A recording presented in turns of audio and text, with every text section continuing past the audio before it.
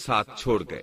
جواب میں ان سے کہنے لگے، يا صالح قد كنت فينا مرجوا قبل هذا اے صالح، اس سے پہلے تو ہم تجھ سے بہت کچھ امیدیں لگائے ہوئے تھے۔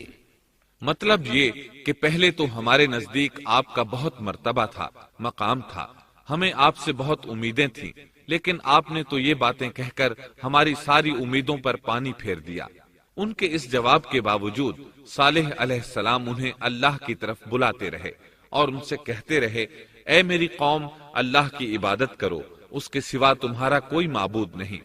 تمام انبیاء کی اپنی اپنی قوم کو یہی دعوت تھی کہ اے لوگو، اللہ کی عبادت کرو، اسی نے تمہیں زمین سے پیدا کیا ہے، اسی نے تمہیں زمین میں آباد کیا ہے، اس سے معافی طلب کرو، یقیناً میرا رب قریب ہے اور دعاؤں کو قبول کرنے والا ہے۔ اے میری قوم، تم نیکی سے پہلے برائی کی جلدی کر رہے ہو، اللہ سے معافی کیوں نہیں مانگتے کہ تم پر رحم کیا جائے؟ اللہ سے ڈرو، میری اطاعت کرو، حد سے گزر جانے والے بے باک لوگوں کی اطاعت سے باز آؤ، وہ ملک میں فساد پھیلا رہے ہیں اور اصلاح نہیں کرتے۔ صالح علیہ السلام نے ہود علیہ السلام کی طرح اپنی قوم کو نصیحت کی، لیکن ان ظالموں نے بھی اسی طرح کفر کیا جیسے قوم عاد نے کیا تھا۔ کہنے لگے، یہ کیسے ہو سکتا ہے کہ ہم اپنے میں سے ایک شخص کے تابع ہو جائیں؟ اس اکیلے کی اتنی زیادہ فضیلت کی آخر کیا وجہ ہے؟ ہم نہیں مان سکتے کہ ہم میں صرف اسی ایک پر اللہ کی باتیں نازل ہوتی ہیں۔ پھر وہ اس سے بھی آگے بڑھے اور اللہ کے نبی کو کھلے الفاظ میں پرلے درجے کا جھوٹا کہا، جادوگر کہا۔ پھر یہ سرکش اور کافر لوگ صالح علیہ السلام کے ساتھ ایمان لانے والے کمزور غریب لوگوں کو مخاطب کر کے کہنے لگے، کیا تم صالح پر ایمان رکھتے ہو؟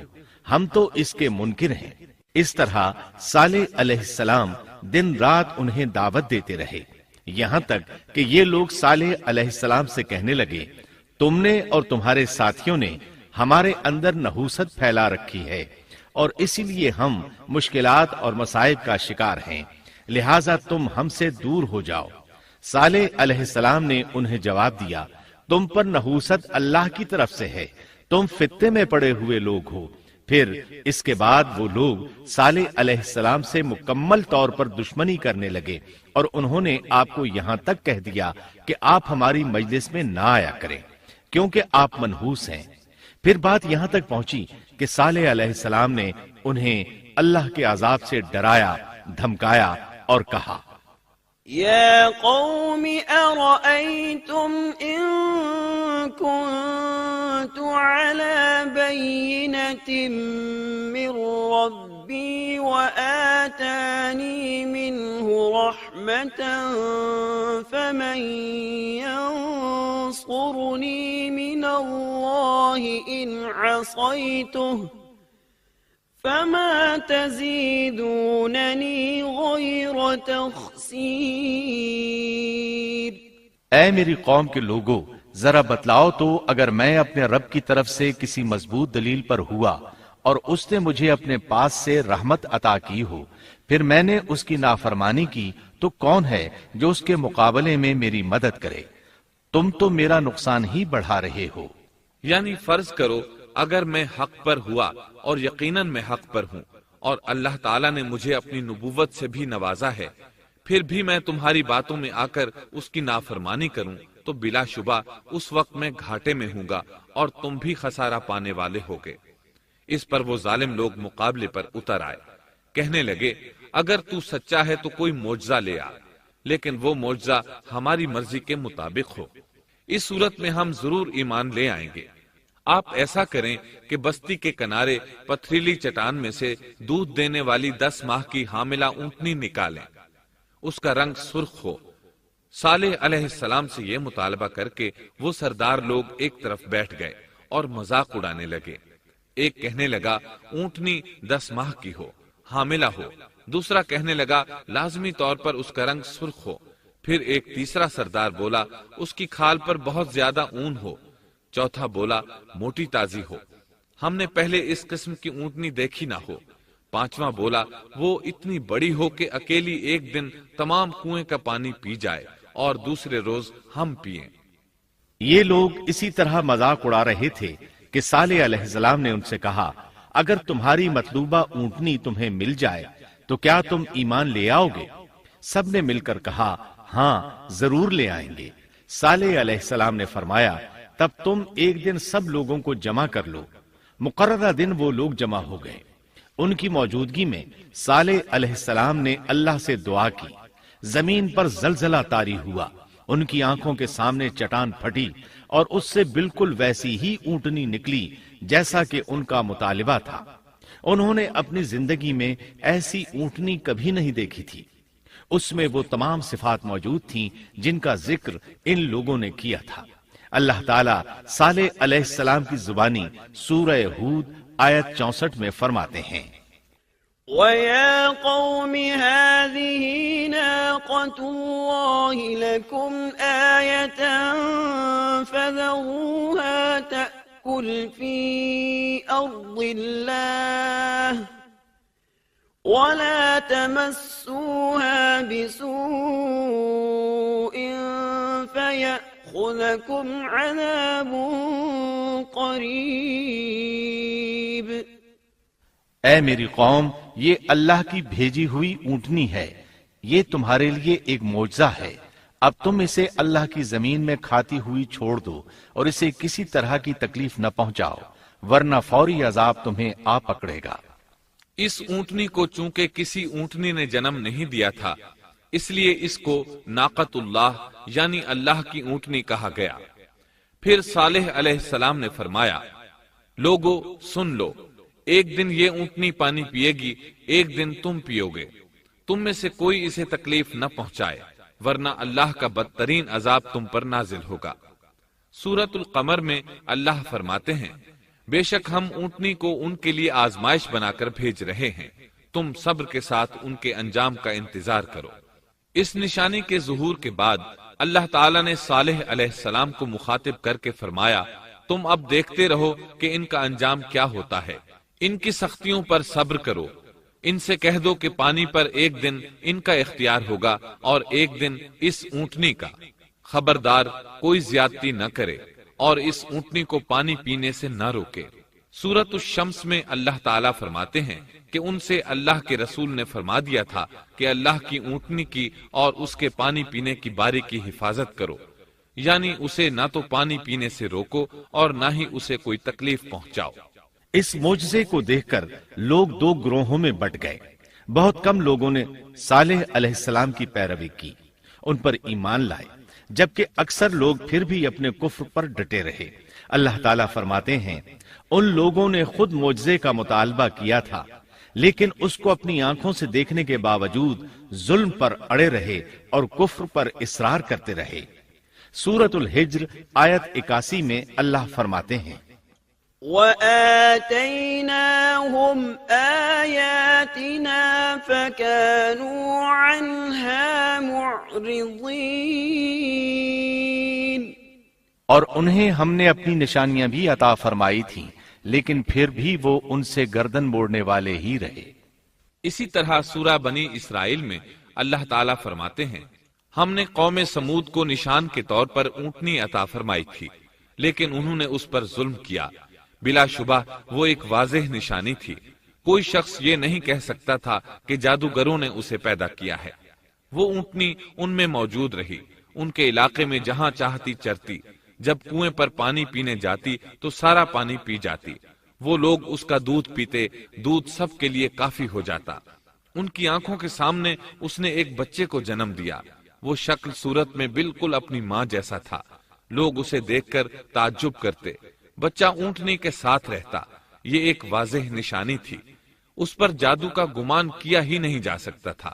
وہ اونٹنی ایک عرصے تک ان لوگوں میں رہی۔ اللہ فرماتے ہیں، ہم نے قوم سمود کو بطور نشان کے ایک اونٹنی دی تھی، لیکن انہوں نے اس پر ظلم کیا، حالانکہ یہ نشانیاں ہم لوگوں کو ڈرانے کے لیے ہی بھیجتے ہیں۔ وہ لوگ اس اونٹنی کو دیکھ کر متعجب ضرور ہوئے، لیکن ایمان پھر بھی بہت کم لوگ لائے، حالانکہ اس نشانی کے بعد انہیں چاہیے تھا ایمان لے آئیں۔ پھر ایک دن قوم کے سرداروں نے مشورہ کیا کہ اگر ہم نے صالح کو اسی طرح چھوڑ دیا تو کہیں لوگ ہمیں نہ چھوڑ دیں اور صالح کے پیروکار بن جائیں۔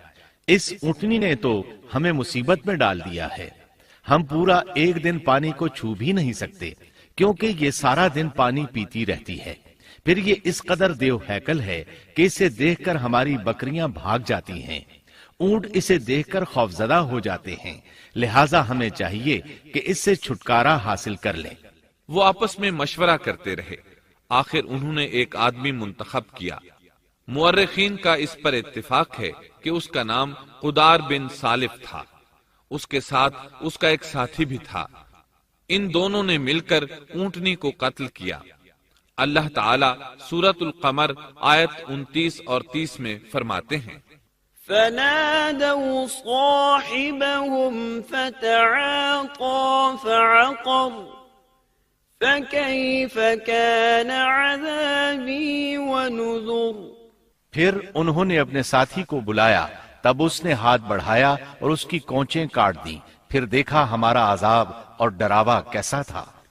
اس قدار کے بارے میں نبی کریم صلی اللہ علیہ وسلم کا ارشاد ہے کہ پہلے لوگوں میں سے سب سے زیادہ بدبخت یہی تھا۔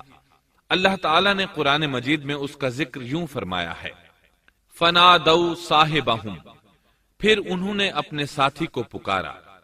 سورۃ الشمس میں اللہ فرماتے ہیں، إذ انبعث أشقاها، جب ان میں بڑا بدبخت شخص اٹھ کھڑا ہوا۔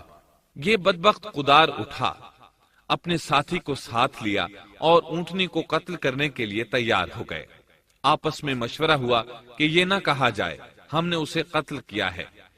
اس طرح باقی لوگوں نے بھی ان سے اتفاق کیا۔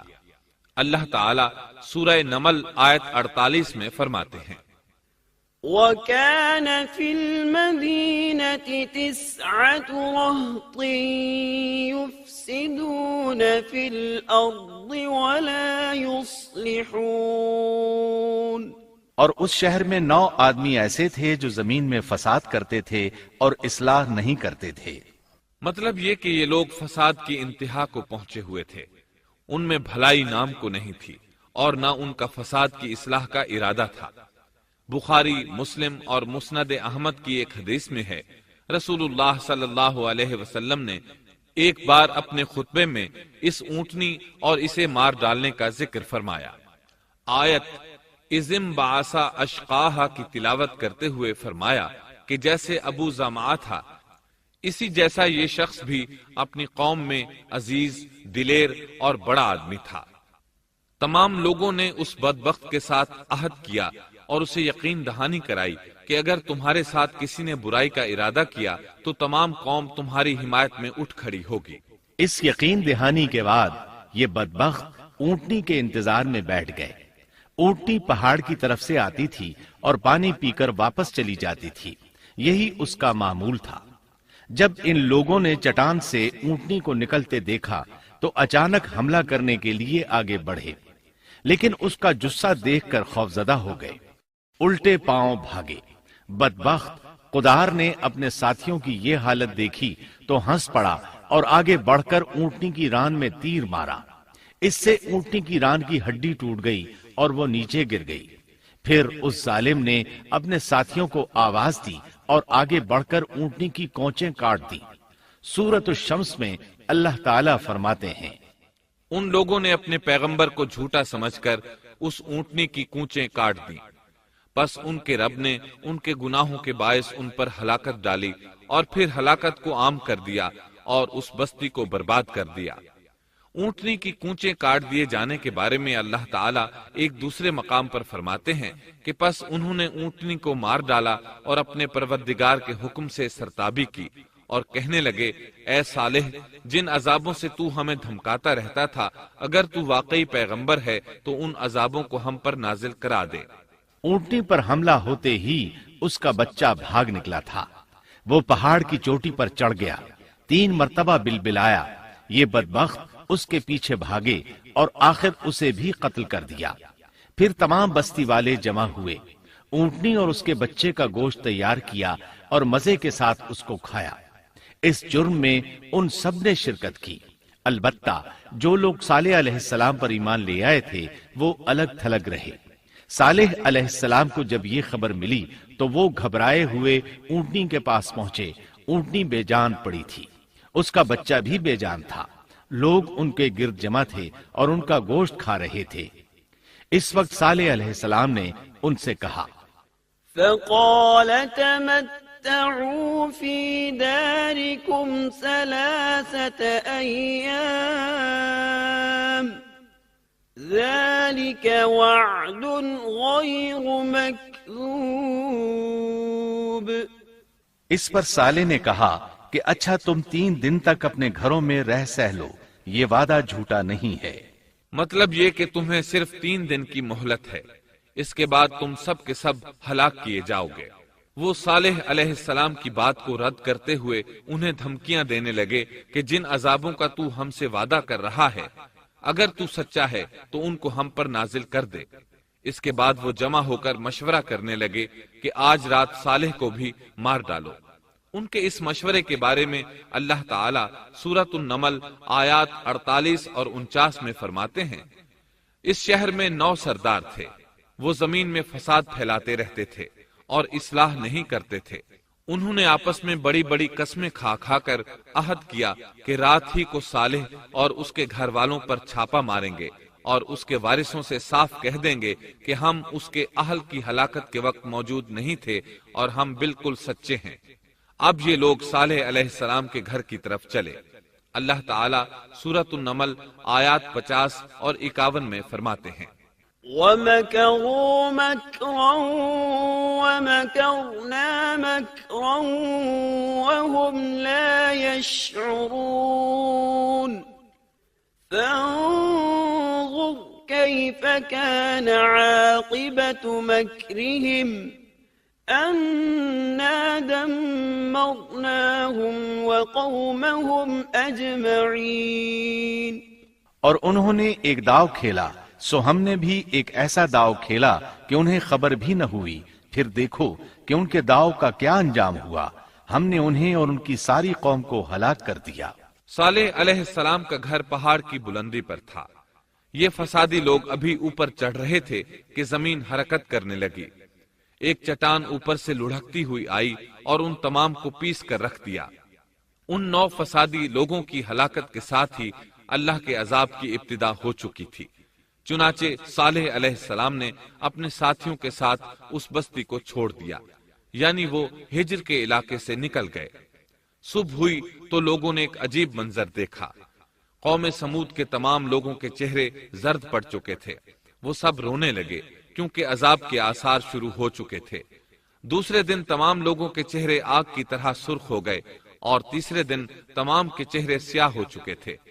اپنی یہ حالت دیکھ کر سب لوگ رونے اور چیخ پکار کرنے لگے، اپنی قبریں کھودنے لگے۔ اب انہیں یقین ہو چکا تھا کہ عذاب کا وعدہ برحق تھا۔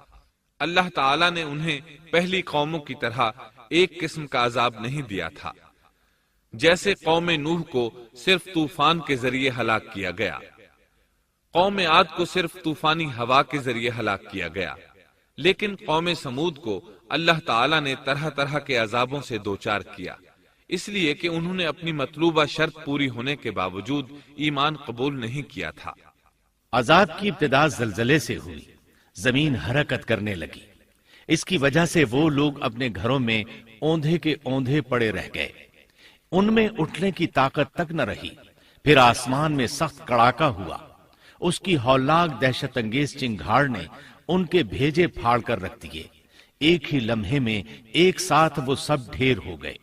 ان کی ہلاکت اور تباہی کو بیان کرتے ہوئے اللہ تعالیٰ سورۃ الزاریات آیات 43 تا 45 میں فرماتے ہیں، وَفِي ثَمُودَ إِذْ قِيلَ لَهُمْ تَمَتَّعُوا حَتَّى حِينٍ فَعَتَوْا عَنْ أَمْرِ رَبِّهِمْ فَأَخَذَتْهُمُ الصَّاعِقَةُ وَهُمْ يَنظُرُونَ فَمَا اسْتَطَاعُوا مِنْ قِيَامٍ وَمَا كَانُوا منتصرین۔ اور سمود کے قصے میں بھی عبرت ہے، جب ان سے کہا گیا کہ تم کچھ دن تک فائدہ اٹھا لو، لیکن انہوں نے اپنے رب کے حکم سے سرتابی کی، اس پر انہیں ان کے دیکھتے دیکھتے تیز و تند کڑاکے نے ہلاک کر دیا، پس نہ تو وہ کھڑے ہو سکے اور نہ بدلہ لے سکے۔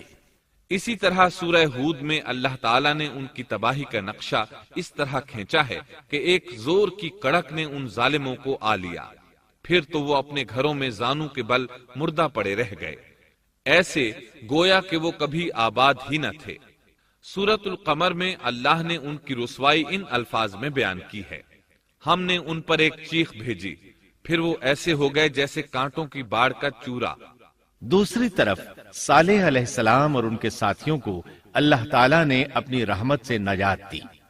اللہ تعالیٰ سورہ ہود آیت 66 میں فرماتے ہیں: فَلَمَّا جَاءَ أَمْرُنَا نَجَّيْنَا صَالِحًا وَالَّذِينَ آمَنُوا مَعَهُ بِرَحْمَةٍ مِنَّا وَمِنْ خِزْيِ يَوْمِئِذٍ إِنَّ رَبَّكَ هُوَ الْقَوِيُّ الْعَزِيزُ۔ پھر جب ہمارا فرمان آ پہنچا، ہم نے صالح اور ان پر ایمان لانے والوں کو اپنے فضل سے اس سے بچا لیا اور اس دن کی رسوائی سے بھی۔ یقیناً تیرا پروردگار نہایت توانا اور غالب ہے۔ اس قوم کے آثار آج تک باقی ہیں۔ مدینہ منورہ کے شمال مغرب میں ان کے گھر موجود ہیں۔ اب یہ علاقہ مدائن صالح کے نام سے مشہور ہے۔ سورۃ النمل میں اللہ تعالیٰ فرماتے ہیں: پس یہ ان کے گھر ہیں جو ان کے ظلم کے سبب ویران پڑے ہیں، بے شک اس میں دانش مندوں کے لیے نشانیاں ہیں۔ اللہ تعالیٰ نے ان کے نشانات کو آج تک باقی رکھا ہے تاکہ بعد میں آنے والوں کو یقین ہو جائے اور کسی قسم کا شک نہ رہے۔ عذاب کے آثار نمودار ہونے پر صالح علیہ السلام نے ان سے فرمایا تھا: اے میری قوم، میں نے تمہیں اپنے پروردگار کا حکم پہنچا دیا تھا اور میں نے تمہاری خیر خواہی کی، لیکن تم لوگ خیر خواہوں کو پسند نہیں کرتے۔ اس کے بعد صالح علیہ السلام اپنے ساتھیوں کے ساتھ وہاں سے ہجرت کر کے فلسطین آ گئے، وہیں رملہ نامی بستی میں رہنے لگے اور یہیں آپ کی وفات ہوئی۔ نبی کریم صلی اللہ علیہ وسلم صحابہ کرام رضی اللہ عنہم کے ساتھ تبوک تشریف لے گئے تو آپ نے مدائن صالح کے قریب قیام فرمایا تھا۔ صحابہ نے ان کنووں سے پانی لے لیا جو قوم سمود کے استعمال میں رہے تھے، کچھ برتن بھی وہاں سے لے لیے۔ آپ کو پتہ چلا تو آپ نے حکم فرمایا: ان برتنوں کو توڑ دو اور اس پانی کو بہا دو، اور اس پانی سے جو کھانا تیار کیا ہے اس کو الٹ دو۔ آپ نے انہیں ان گھروں میں داخل ہونے سے بھی روک دیا جن میں اللہ کا عذاب نازل ہوا تھا۔ آپ صلی اللہ علیہ وسلم نے فرمایا: میں ڈرتا ہوں تم پر بھی ایسا عذاب نہ آ جائے جیسا ان پر آیا تھا، اس لیے ان کے علاقے میں داخل نہ ہوا کرو، اور اگر داخل ہونا پڑ جائے تو روتے ہوئے داخل ہوا کرو، اور رونا نہ آئے تو رونے جیسی شکلیں بنا لیا کرو تاکہ تمہارا شمار ظالموں میں نہ ہو۔ اللہ تعالیٰ فرماتے ہیں: ألا إن ثمود كفروا ربهم ألا بعدا لثمود۔ آگاہ رہو، قوم سمود نے اپنے رب سے کفر کیا، سن لو ان سمودیوں پر پھٹکار ہے۔ قرآن میں ان کا قصہ 26 سے زائد مرتبہ بیان کیا گیا ہے۔ اس کے بعد لوگ ایمان کی حالت میں امن چین کی زندگی بسر کرنے لگے، لیکن پھر نئے سرے سے ان میں خرابی پیدا ہوئی۔ شیطان نے پھر اپنا کام دکھایا، ان کے دلوں میں وسوسہ ڈالا، اور فلسطین، عراق، مصر اور جزیرے کے نواحی علاقوں میں شرک پھیل گیا۔ لوگ ایک بار پھر کفر کی طرف پلٹ پڑے۔ اس پورے قصے میں چند عبرتیں ہیں، آئیے ذرا ان کا بھی ذکر ہو جائے۔ اللہ تعالیٰ کی اونٹنی اگرچہ سیدنا صالح علیہ السلام کی نبوت کا ایک نشان تھی، ان کی سچائی کا ثبوت تھی، لیکن قرآن کریم کی وضاحت یہ ہے کہ وہ قوم سمود کی آزمائش کے لیے تھی، اور وہی ان کی ہلاکت کا نشان ثابت ہوئی، جیسا کہ سورۃ القمر میں اللہ تعالیٰ فرماتے ہیں: إن إنا مرسل الناقة فتنة لهم فارتقبهم واصطبر بے شک ہم اونٹنی کو ان کی آزمائش اور امتحان کے لیے بھیجنے والے ہیں، پس تو ان کے انتظار میں رہ اور صبر اختیار کر۔ سنت اللہ یہ رہی ہے کہ اگر وہ اپنے پیغمبر کو کسی قوم کی ہدایت کے لیے بھیجے اور قوم اس کی ہدایت پر کان نہ دھرے تو ضروری نہیں کہ وہ قوم ہلاک کر دی جائے، لیکن جو قوم اپنے نبی سے اس وعدے پر نشان طلب کرے کہ اگر ان کا مطلوبہ نشان ظاہر ہو گیا تو وہ ایمان لے آئیں گے اور پھر نشان آ جانے کے بعد وہ ایمان نہ لائے تو اس قوم کی ہلاکت یقینی ہے۔ اللہ تعالیٰ پھر اس قوم کو معاف نہیں کرتے جب تک کہ وہ تائب نہ ہو جائے اور اللہ کے دین کو قبول نہ کرے یا عذاب الہی سے صفائے ہستی سے مٹ کر دوسروں کے لیے عبرت کا نشان بن جائے۔ لیکن اس سنت سے نبی کریم صلی اللہ علیہ وسلم کی امت مستثنا ہے، اس لیے کہ آپ صلی اللہ علیہ وسلم نے وضاحت فرمائی ہے، میں نے اللہ تعالیٰ سے دعا مانگی ہے کہ اللہ تعالیٰ میری امت میں عذاب عام مسلط نہ فرمائے، اور اللہ نے میری دعا قبول فرما لی۔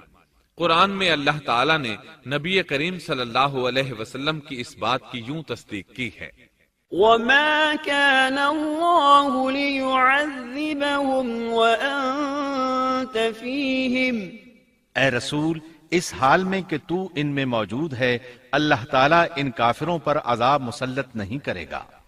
اور یہ ایک خطرناک غلطی ہے، نفس کا دھوکہ ہے کہ انسان عیش و عشرت اور دنیاوی جاہ و جلال کو دیکھ کر یہ خیال کر بیٹھے، یہ گمان کر لے کہ جس قوم یا فرد کے پاس یہ سب کچھ موجود ہے وہ ضرور اللہ تعالیٰ کے سائے میں ہے، اور یہ کہ ان کی یہ خوش عیشی اس بات کی علامت ہے کہ اللہ تعالیٰ کی خوشنودی ان کے ساتھ ہے۔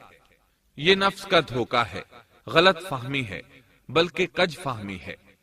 قرآن کریم کے اس واقعے میں جگہ جگہ اس بات کی وضاحت ہے کہ بعض اوقات زیادہ سے زیادہ خوش عیشی زیادہ سے زیادہ عذاب کا پیش خیمہ ثابت ہوتی ہے، اگرچہ قوموں کے لیے اس کی مدت چند ماہ یا چند سال نہیں بلکہ گھبرا دینے والی مدت ہی کیوں نہ ہو، مگر ہر قسم کی دنیاوی کامیابیوں اور خوش عیشیوں کے ساتھ جب ظلم، سرکشی اور غرور کسی قوم کا مستقل شعار بن جائے تو سمجھ لو اس کی تباہی اور ہلاکت کا وقت قریب آ پہنچا۔ اللہ تعالیٰ فرماتے ہیں، تیرے رب کی پکڑ بہت سخت ہے، لیکن اس کے ساتھ ہی یہ بات بھی ہے کہ کسی قوم میں تمام تر خرابیوں کے باوجود اگر قوم سے اکثر افراد اللہ کے شکر گزار ہوں، اس کے بندوں کے ساتھ انصاف کرنے والے اور آپس میں نیک نیت اور خیرخواہی کرنے والے ہوں تو بلا شبہ وہ اللہ کے ہاں مقبول بندے ہیں، اور انہی کو دنیا اور آخرت کی کامیابیوں کی بشارت ہے، اور انہی کے لیے یہ دنیاوی عیش اللہ کی بے انتہا نعمتوں کی علامت ہے۔ انہی الفاظ پر سیدنا صالح علیہ السلام کا قصہ اختتام کو پہنچا۔ اب ہم آتے ہیں سیدنا ابراہیم علیہ السلام کے قصے کی طرف، لیکن اس سے پہلے یہ وضاحت کر دیں کہ سیدنا ابراہیم علیہ السلام کے واقعے کے ساتھ چند دوسرے انبیاء علیہ السلام کے واقعات بھی وابستہ ہیں، مثلا سیدنا لوط علیہ السلام کا واقعہ، اس لیے کہ یہ سیدنا ابراہیم علیہ السلام کے بھتیجے بھی ہیں اور ان کے پیروکار بھی۔ اسی طرح آپ کے صاحبزادوں سیدنا اسماعیل اور سیدنا اسحاق علیہ السلام کے واقعات ساتھ ساتھ چلتے ہیں۔ اس کی وجہ یہ ہے کہ سیدنا اسماعیل علیہ السلام کی ولادت کے وقت ابراہیم علیہ السلام کی عمر 87 سال تھی، اور سیدنا اسحاق علیہ السلام کی پیدائش کے وقت سیدنا ابراہیم علیہ السلام کی عمر 100 سال تھی، جبکہ سیدنا ابراہیم علیہ السلام کی کل عمر 175 سال ہوئی، اس لیے ان کے واقعات ساتھ ساتھ چلتے ہیں۔ ابراہیم علیہ السلام کا قصہ سناتے ہوئے ان حضرات کا ذکر ساتھ ساتھ ضرور آئے گا، تو آئیے شروع کرتے ہیں قصہ ابراہیم علیہ السلام کا۔ صالح علیہ السلام کے بعد اللہ تعالیٰ نے سیدنا ابراہیم علیہ السلام کو مبعوث فرمایا۔ ابراہیم علیہ السلام جد الانبیاء ہیں، عظیم المرتبت اور اولو العزم پیغمبر ہیں۔ آپ کے والد کا نام طارق تھا، جبکہ اس کا لقب آزر تھا۔ آزر مدد کرنے والے کو کہتے ہیں۔ یہ شخص اپنے قبیلے کے افراد کی مدد کیا کرتا تھا، غمخواری کرتا تھا، اس لیے اس کا لقب آزر مشہور ہو گیا تھا۔ قرآن مجید میں ابراہیم علیہ السلام کا قصہ 73 مقامات پر ذکر ہوا ہے۔ یہ 73 مقامات